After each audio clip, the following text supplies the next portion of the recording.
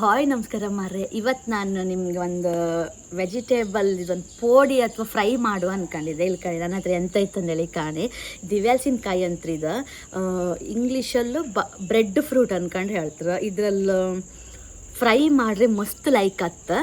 ನಂಗಂತೂ ಇದು ಮಸ್ತ್ ಇಷ್ಟ. ಮಾತ್ರ ಇದನ್ನು ಹುಡ್ಕೊಂಡು 3-4 ದಿನ ಇಡೀ ಕುಂದಾಪುರ ಪ್ಯಾಟಿ, ಕೋಟೇಶ್ವರ ಪ್ಯಾಟಿ ಎಲ್ಲ ಅಲ್ದಿದೆ. ಆರು ನಂಗೆ ಇದು ಸಂಗೆ ಸಿಕ್ಕಲಿಲ್ಲ.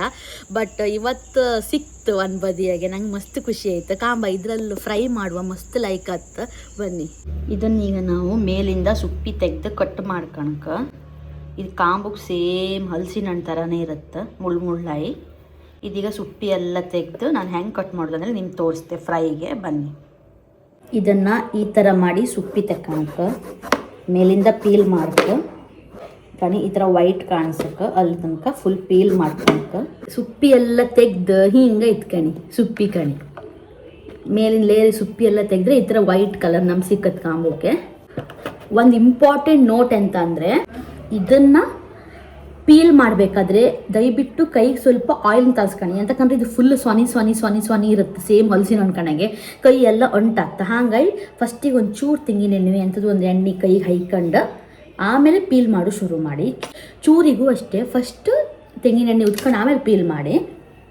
ಇದೀಗ ಆಯಿತು. ಇದನ್ನು ಕಟ್ ಮಾಡೋದು ಹೆಂಗಂದ್ರೆ ನಾನು ತೋರಿಸ್ತೆ. ಕಟ್ ಮಾಡಿ ನೀರಿಗೆ ಹಾಕಿ ಇಡ್ಕ ತೋರಿಸ್ತೆ ಹೆಂಗಂದ್ರೆ. ಜಾಸ್ತಿ ಹೊತ್ತು ಹೊರಗೆ ಇಟ್ಟರೆ ಈ ಕಲರ್ ಬರ್ತದೆ ಕಾಣಿ. ಅದಕ್ಕೆ ಕಟ್ ಮಾಡಿ ನೀರಿಗೆ ಹಾಕಣಕ ನಾನು ಇದು ಕಟ್ ಮಾಡೋದು ಹೆಂಗಂತ ತೋರಿಸ್ದೆ.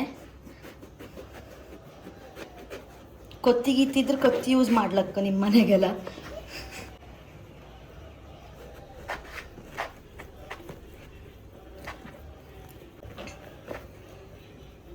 ಇದನ್ನೀಗ ಮಧ್ಯೆ ಇತ್ತಲ್ಲ ಈ ಗುಜ್ಜ ಅಂತಾರಲ್ಲ ಇದಕ್ಕೆ, ಇದನ್ನು ತಕ್ಕಣಕ ಇತ್ತೆಗುದು ಹೆಂಗಂದ್ರೆ ಗಟ್ಟಿ ಇದು. ಹಾಂಗಾಗಿ ಗಟ್ಟಿ ಕೇರ್ಫುಲ್ ಆಗಿ ಹಿಡ್ಕೊಂಡು ಕಟ್ ಮಾಡಿ. ಇದನ್ನ ಮೇಲಿಂದ ಹಿಂಗೆ ತೆಗೀತೆ ಈಗಾಣಿ ಹಿಂಗೆ ತೆಗೀಕ. ಇದಷ್ಟು ಫ್ರೆಶ್ ಇಲ್ಲ ಅನ್ಸತ್ತೆ, ಒಂಚೂರು ಕಪ್ಪಾಯ್ತು. ಬಟ್ ನಾ ಇದನ್ನು ಫುಲ್ ತೆಕ್ಕಂತೆ. ಈಗ ಹಿಂಗೆ ತೆಗ್ದಾದ್ಮೇಲೆ ನೀವು ಇಷ್ಟು ಉದ್ದ ಬೇಕಾದ್ರೂ ಮಾಡ್ಕೊಳ್ಬೋದು, ಕಟ್ಟು ಮಾಡ್ಕೊಬೋದು. ಸ್ಲೈಸ್ ಮಾಡ್ಕೊಂಬತ್ತೀಗೆ ಈಗಾಣಿ ಈ ಥರ ಸ್ಲೈಸ್ ಕಟ್ ಮಾಡ್ಕೊತಿದ್ದೆ. ಇಲ್ಲಿ ಕಾಣಿ, ಇದನ್ನೀಗ ನಾನು ಈ ಥರ ಇಷ್ಟು ತಿನ್ನಾಗಿ ಕಟ್ ಮಾಡ್ಕೊಂಡು, ನಿಮ್ಗೆ ಎಷ್ಟು ಸೊಪ್ಪುರ ಬೇಕಾ ದಪ್ಪ ಬೇಕಾ ಹಂಗೆ ಕಟ್ ಮಾಡ್ಕೊಳ್ಲಕ್ಕ. ಈಗ ಇದು ಹಿಂಗೆ ನೆನಿಲಿ. ನಾನು ಇದಕ್ಕೀಗ ಮಸಾಲೆನ ಹೆಂಗೆ ರೆಡಿ ಮಾಡೋದಂದ್ರೆ ನಿಮ್ಗೆ ತೋರಿಸ್ತೆ. ಬನ್ನಿ. ಓಕೆ, ನಾನೀಗ ಫ್ರೈ ಮಾಡೋಕ್ಕೆ ಮಸಾಲೆ ಮಾಡ್ಕೊತಿದ್ದೆ. ಒಂದು ಸ್ವಲ್ಪ ಮೆಣಸು ತಗೊಂಡಿದ್ದೆ, ಒಂದು 11-13 ಮೆಣಸು, ಆಮೇಲೆ ಸ್ವಲ್ಪ ಹುಳಿ, ಆಮೇಲೆ ಒಂದು 4-5 ಬೆಳ್ಳುಳ್ಳಿ ಎಸ್ಲು, ಆಮೇಲೆ ಜೀರಿಗೆ, ಆಮೇಲೆ ಸ್ವಲ್ಪ ಕೊತ್ತಂಬರಿ. ಇದನ್ನೆಲ್ಲ ನಾನು ಹುರಿದಿಟ್ಕೊಂಡಿದ್ದೆ. ಯಾವುದು ಮೆಣಸು, ಜೀರಿಗೆ ಮತ್ತು ಕೊತ್ತಂಬರಿ ಹುರಿದಿಟ್ಕೊಂಡಿದ್ದೆ. ಆಮೇಲೆ ಸ್ವಲ್ಪ ಅರಿಶಿನ ಪುಡಿ. ಆಮೇಲೆ ಇದಕ್ಕೆ ಮೇಯ್ನ್ ಇಂಗ್ರೀಡಿಯೆಂಟೇ ರವೆ. ಇದು ಚಿರೋಟಿ ರವೆ ಬರುತ್ತೆ, ಸಣ್ಣ ರವೆ ಬರುತ್ತಲ್ಲ ಆ ರವೆ.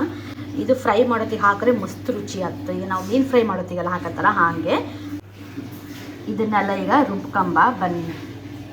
ಈಗ ಮಿಕ್ಸಿಗೆ ಮೆಣಸು ಹಾಕೊಂತಿದ್ದೆ, ಹುಳಿ ಒಂದು ಸಣ್ಣದು, ಬೆಳ್ಳುಳ್ಳಿ, ಆಮೇಲೆ ಸ್ವಲ್ಪ ಜೀರಿಗೆ, ಕೊತ್ತಂಬರಿನ ಹಾಕ್ಕೊಂತಿದ್ದೆ.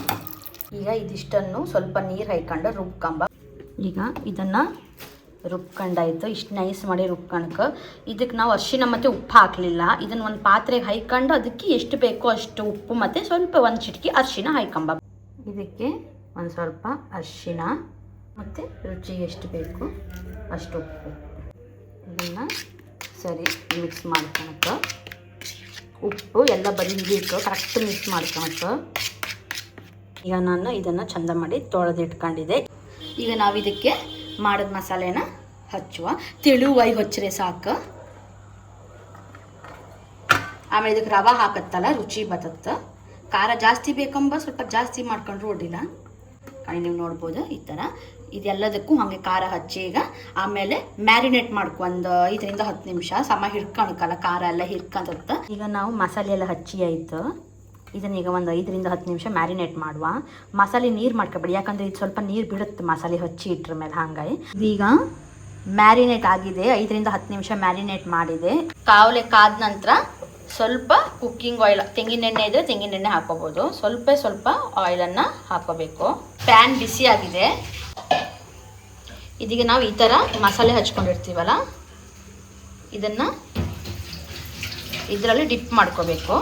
ರವಾದಲ್ಲಿ ಡಿಪ್ ಮಾಡಿಕೊಂಡು ಇದನ್ನು ಒಂದೊಂದಾಗಿ ಇಡ್ತಾ ಬರಬೇಕು.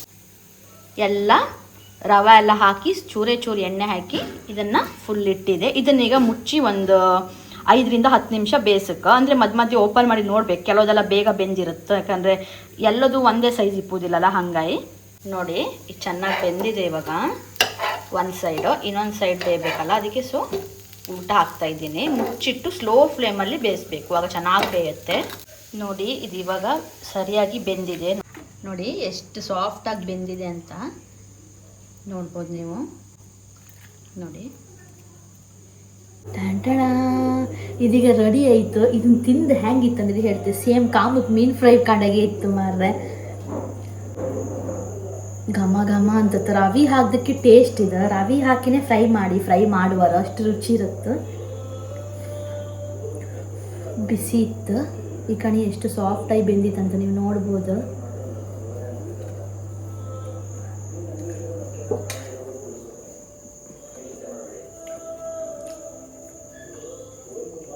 ಮಸ್ತ್ ಲೈಕ್ ಆಯಿತು. ನೀವು ಟ್ರೈ ಮಾಡ್ಕೆ ಇದು, ನನಗಂತೂ ಮಸ್ತ್ ಇಷ್ಟ ಆಯ್ತು. ಒಂದ್ಸಲ ನೀವು ಟ್ರೈ ಮಾಡ್ಕೆ, ಮೀನು ಫ್ರೈಗಿಂತ ರುಚಿ ಆಗ್ತು. ಈ ವಿಡಿಯೋ ನಿಮ್ಗೆ ಇಷ್ಟ ಆದರೆ ಲೈಕ್ ಮಾಡಿ, ಶೇರ್ ಮಾಡಿ, ಸಬ್ಸ್ಕ್ರೈಬ್ ಮಾಡಿ. ಬಾಯ್.